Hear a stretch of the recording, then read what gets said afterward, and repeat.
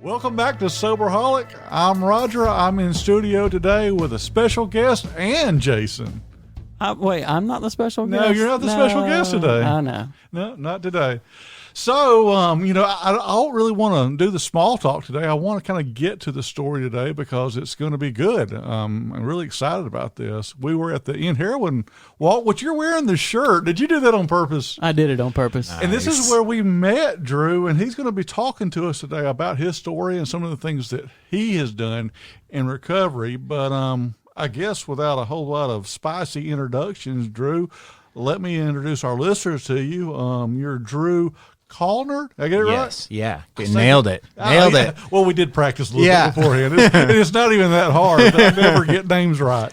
And so, Drew, we talked a little bit about what we were going to do today, and we wanted to share with everybody your story.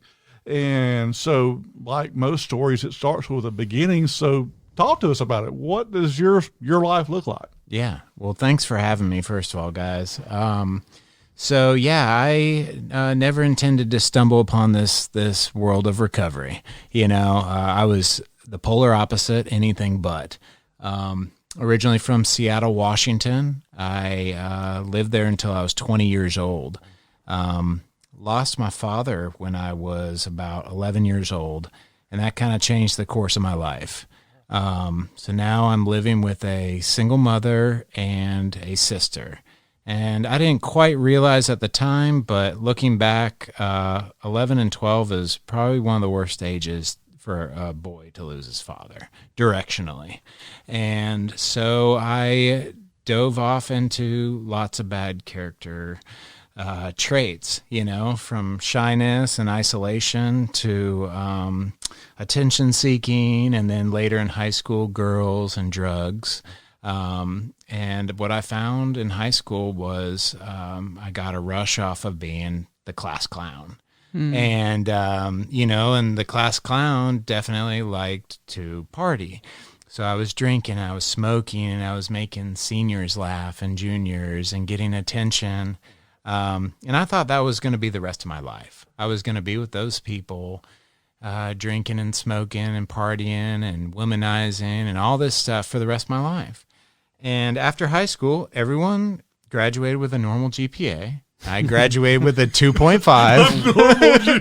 I guess they were studying the whole time, Everyone got these acceptance letters to colleges, and I was scrambling. So I went to University of Montana, just out of, that's what they would take, my GPA. I went there, lost, and I lasted almost a full year. I like to make a point. Almost full year.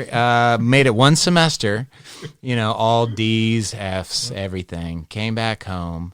And when Did that party lifestyle go over there into college with you? Oh, yeah. And I was almost like a veteran. I thought, all 18-year-olds had been doing this for 4 or 5 years, and we were experienced, but there were people there that had never drank, never smoked weed, and I was teaching them things, but also, and I was blown away. Right.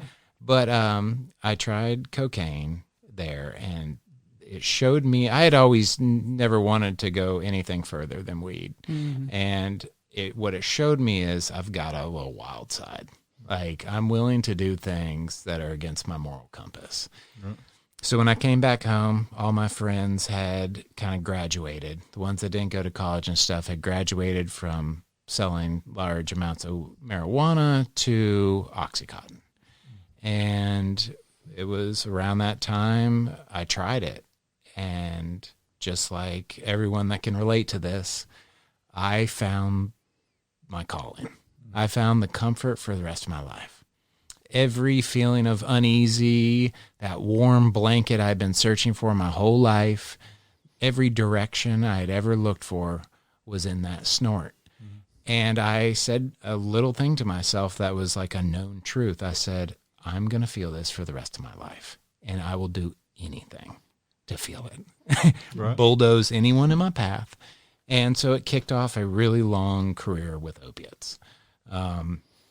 Spiraled this way, spiraled that way, to the point where I had to leave Seattle. financially and whatnot. And my mom had moved back home to Alabama, where she was from. So I chased her, Mommy, please, ran out of rent money, and Somebody got to bail me out here. Yeah. This is where I got to go to. Totally. But, totally like downplaying why. And I got here and I said, okay, I'll go in the military. Hey, let me ask you, did you use this? Because I've heard this and I've done things like this. I'm just going to go back to Alabama with my mom to help her. She needs me. She needs me to help her. Totally. Yeah. No, totally. And she had come back here to take care of my grandmother. Yeah. That was her reason. So I was I'll come back and be part of the family, and I got here and I didn't know anything about opiate withdrawals. I didn't know anything about anything. And what's really weird is I don't know if I totally experienced them because I just didn't even know what to expect. I know my sleep was really bad and I was level 10 irritable and restless. But when I got here, I said, I don't want to be here. I just want to join the military. That will give me that fatherly direction I've needed my whole life. They'll whip me into shape.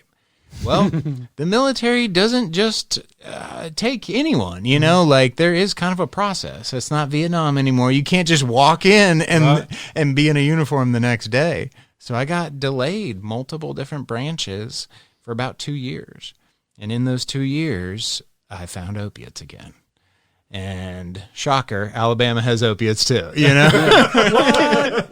Big shocker, They had Oxycontin, and I just flew off the rails to the point where I was begging the Marine Corps to take me in. They took me in. I went into boot camp, and I thought that was my recovery. How did you pass the drug test to get in? At that point in my life, I had learned a lot of tactics. What's funny, though, is I should have popped hot for about 3 or 4 different drugs: meth, Oxycontin, weed, and maybe something else. Like, I just remember being that first week sleeping in that squad bay, and I was still drinking water because I thought there was a fluke on the initial test. And now because they kept saying, we're going to test you again now that you're in. So I was drinking water every second to like flush myself. Because I guess you went, was it MEPS there in Montgomery where you went in? Yeah. Because when I went in, I was the same way. I was just a garbage can addict. Everything. Whatever you could find, I would take. And my recruiter would not send me down to MEPS there in Montgomery to do the official drug test until we passed one here locally. Every week he was making me take a drug test. Until I could pass it, until I could go down to Montgomery. Yeah. So that's the reason and that's kind of how mine was too. I just think my office might have been a little shadier because they were telling us what drinks to buy, how much exact time, but like kind of a wink thing. Oh, wow. Yeah. So I'm rocking, I'm getting pushed to my limits, and what I found in the Marines was that I don't know what I found, guys. I found a direction. Once again, direction. I thought it was.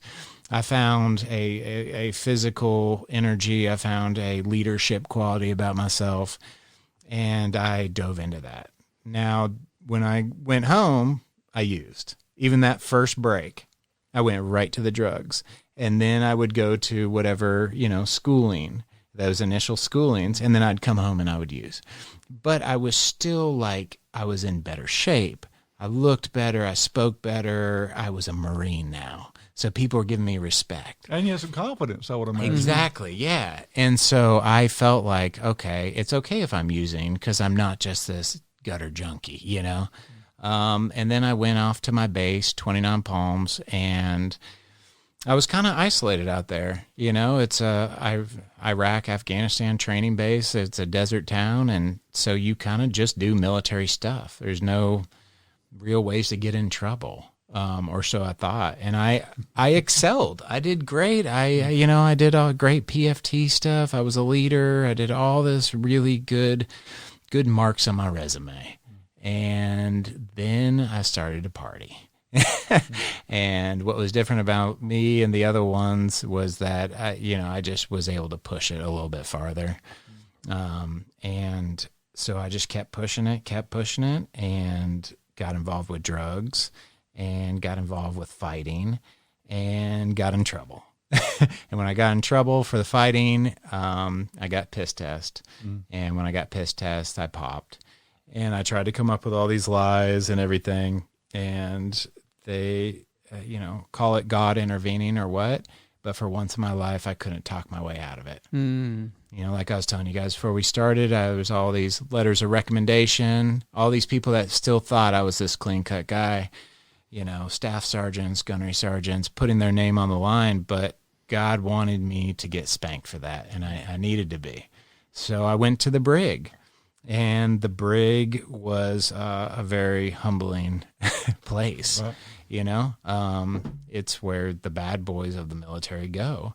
But so it's essentially funny, military jail prison for people who don't know what we're talking about. Yeah. Totally. And it's ran by military. So it's a weird place. You go from people buying your meals at airports and women running to hug you and all this stuff to now you're in a jail governed by your friends. It's very weird, and not a lot of liberties in there. No, no TVs, nothing. They want you to really feel that you screwed up. So it was just a moment of you would think I would get it there, and of course that's just another setback. So when I went to get out, they had stripped my rank from me. So now I was a bottom private. They asked me if I wanted to stay in or get out. I told them get out. Once again in life, I wanted to run from any, pain, any challenge. So I came back home, and that just kicked off the using. Found Oxycontin again. Found eventually in, 08 time, 010, Oxycontin went away. I found heroin. The only difference about this time around with it was, addiction is a progression, and now I'm really progressed. And I've got a little crazy in me. So I've got that Marine, I will rob you, I will run from the cops, I will do whatever. Let's take any risk, because I've been through the Marines, I'm bulletproof, baby. Yeah, I'm bulletproof. And that's a bad mix to add to somebody with a survival instinct of addiction. Right. Now they have nothing holding back. I will screw this drug dealer over. I will get in a car chase. It just made me, bulletproof. So I went to some pretty depths with heroin and eventually caught a court case, which just needed to happen. A lot of things that happened before the court case that I thought I could get away with, And once I got it, I was able to financially get a lawyer through my family, which a lot of people don't have access to.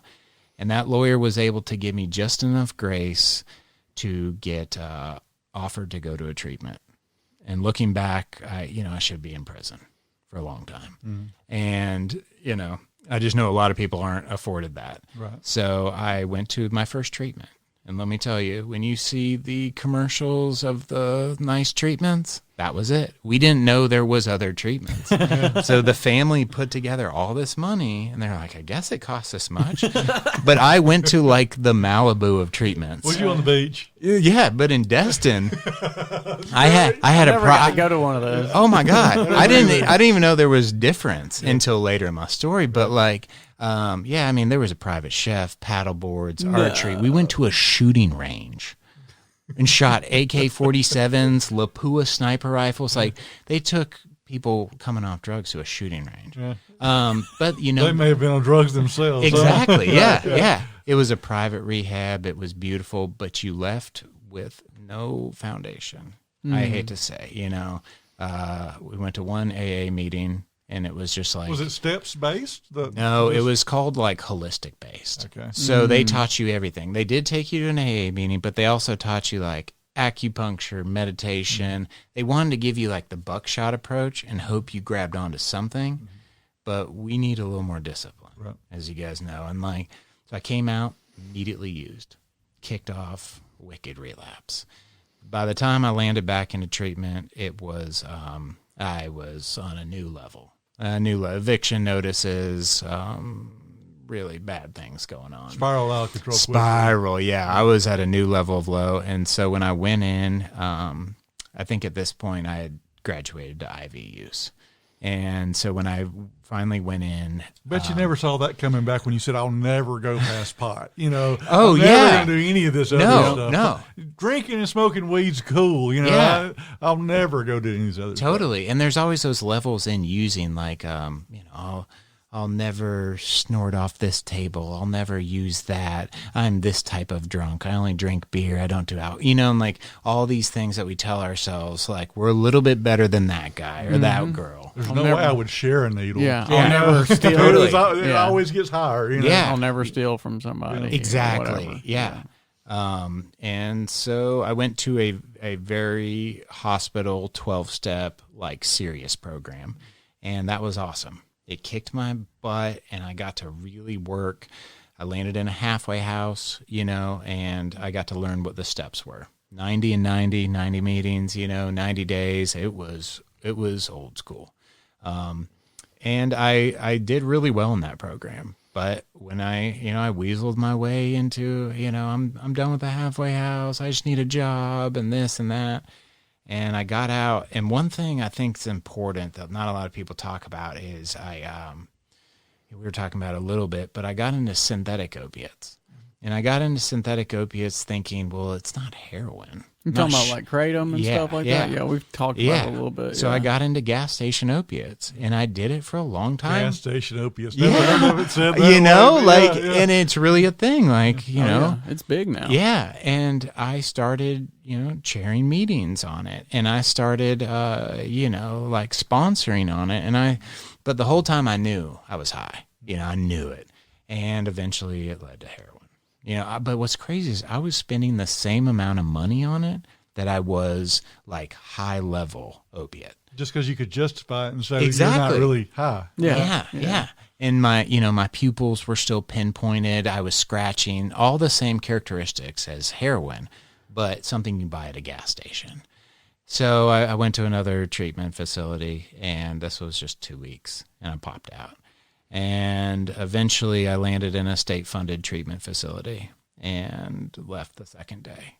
And then eventually I went back to that first one, the long-term, hardcore 12-step hospital rehab. And this time I did really well. And I decided to go back into the halfway house.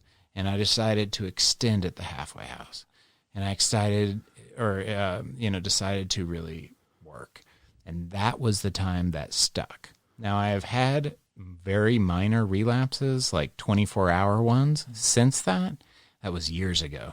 But it has stuck. I have not had a wild 8-month, 6-month, the relapses we normally think of. You lose everything. I have not had one of those.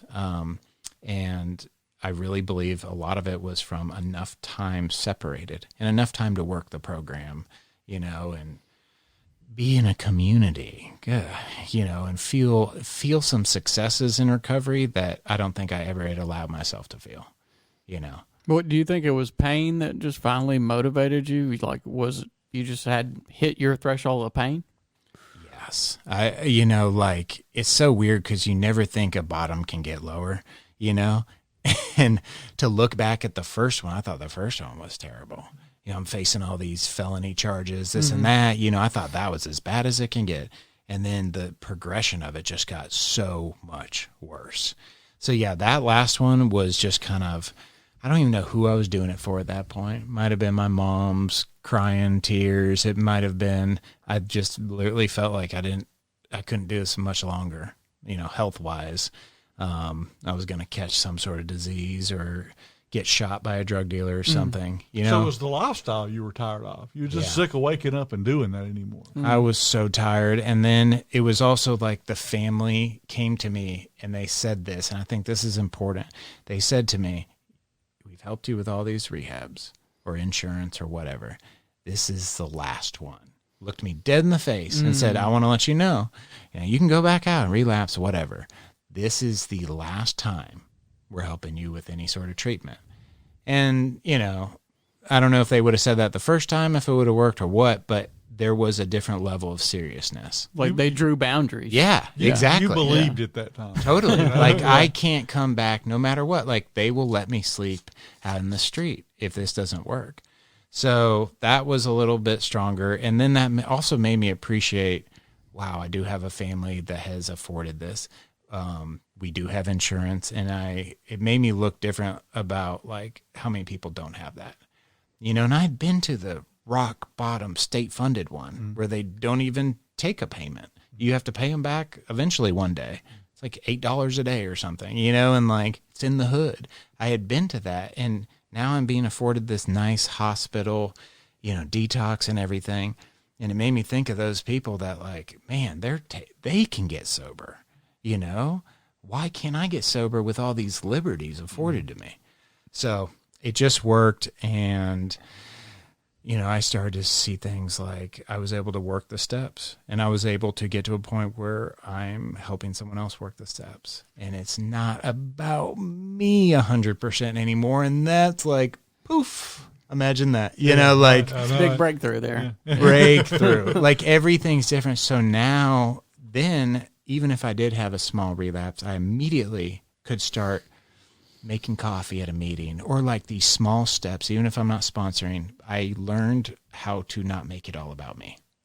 I mean, that's a big deal. I know for me and most of the people I work with too, they talk about the same thing, about how we're all self-centered, you know, and 100%. Everything is just about us, and just selfish, just altogether selfish. Well, you mentioned about, you know, starting the steps, working with a sponsor.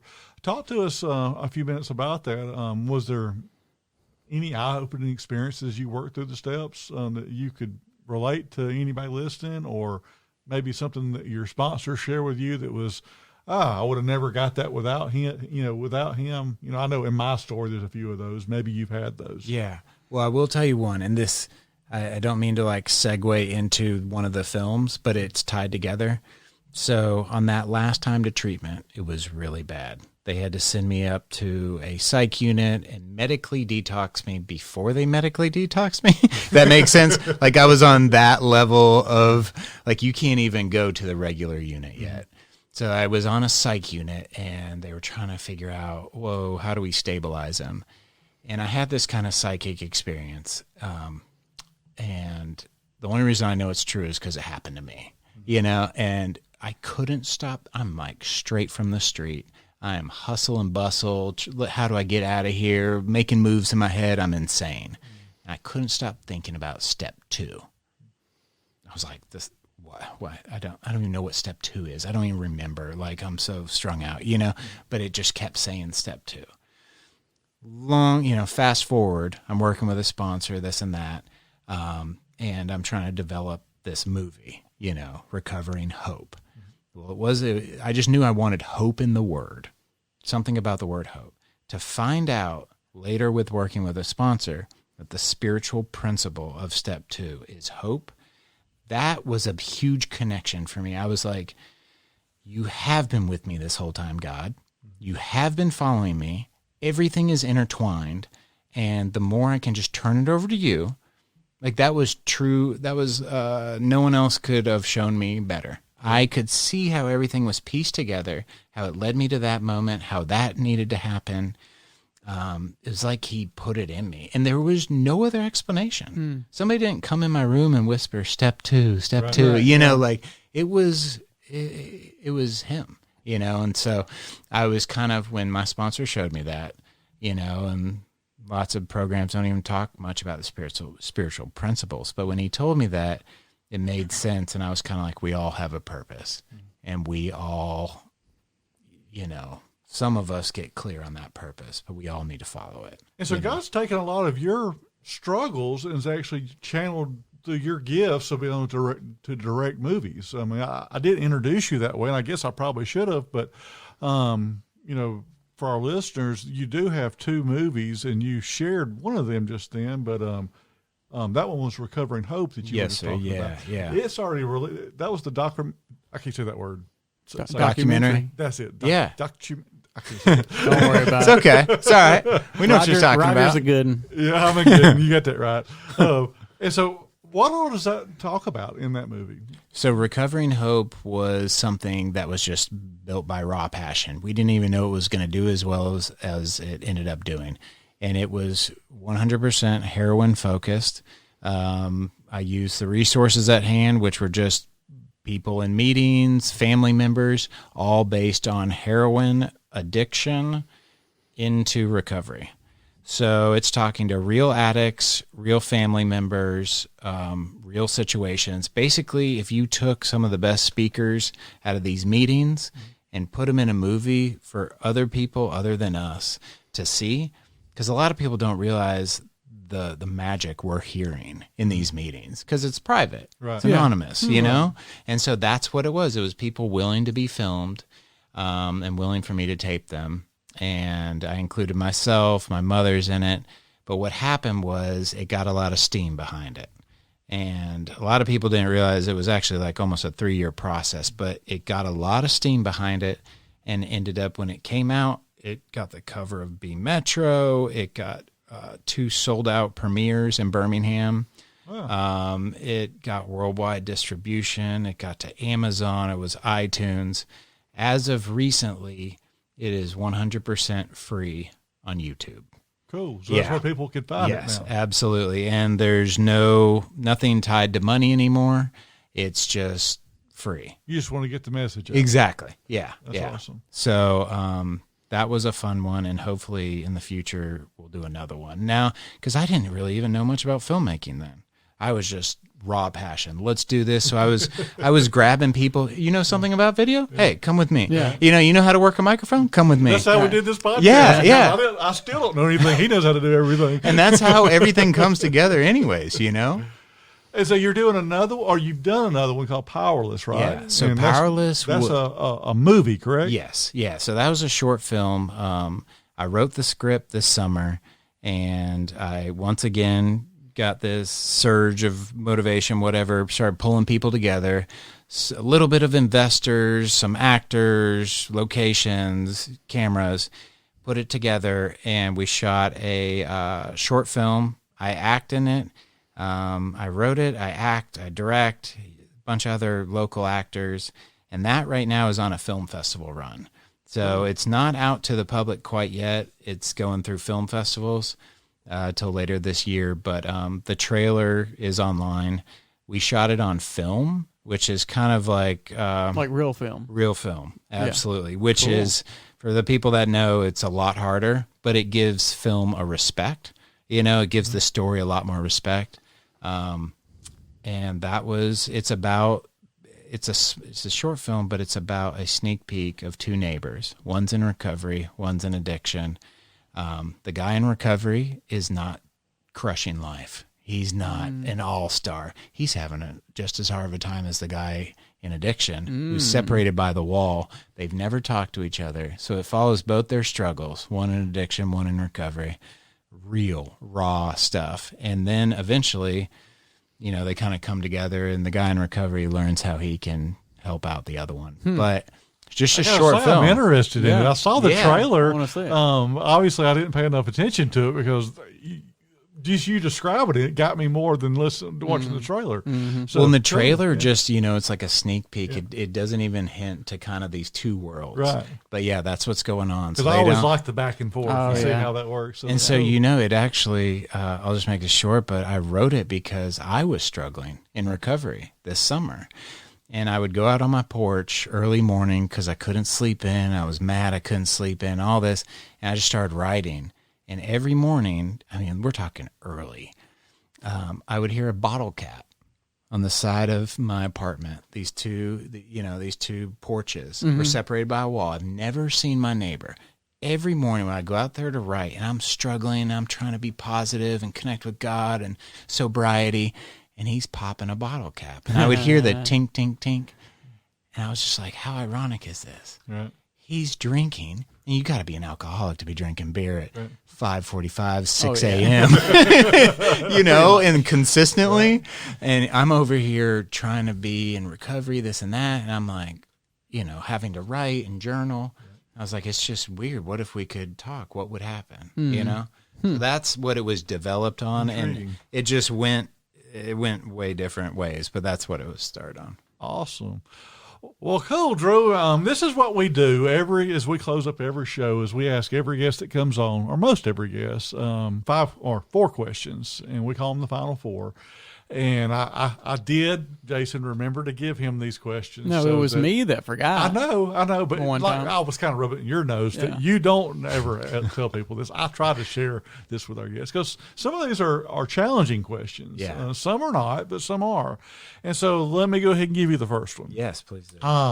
Can you name a book other than the Bible, a movie, or a podcast that has changed the way you look at an area of your life? So that's a challenging one because there's so many, especially films with me, anything visual. I mean, I could go off on them, but I narrowed it down to one book, The Power of Now by Eckhart Tolle. Mm-hmm. And the reason I say that is because it's not program based. It's not this, it's not that, but it gave me a sense that, it's all encompassing. You know, it's not Buddhist, it's not anything, but it showed me that I can stop the thoughts and just live in the now.